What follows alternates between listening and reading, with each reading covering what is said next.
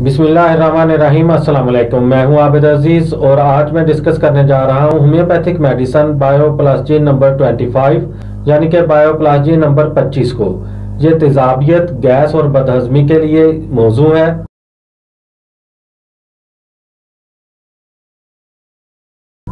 अगर इसमें मौजूद बायोकेमिक कम्बिनेशन साल्ट को देखा जाए तो इसमें शामिल है natrum phosphoricum 3x, natrum sulph 3x, silicea 12x।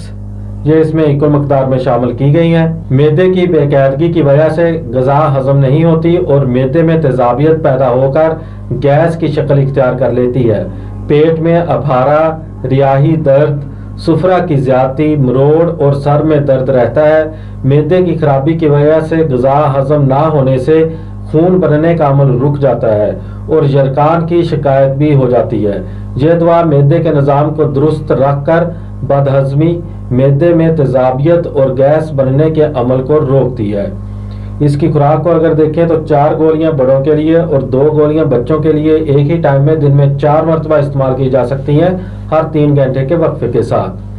उम्मीद करता हूं कि ये वीडियो आपको अच्छी लगी होगी। अगर आप मज़ीद होम्योपैथिक बायोप्लास्टिन नंबर के बारे में मालूमात हासिल करना चाहते हैं तो मेरी रिक्वेस्ट है कि आप इस चैनल को सब्सक्राइब कर लें। नेक्स्ट वीडियो तक मुझे दें इजाज़त। अल्लाह हाफिज़।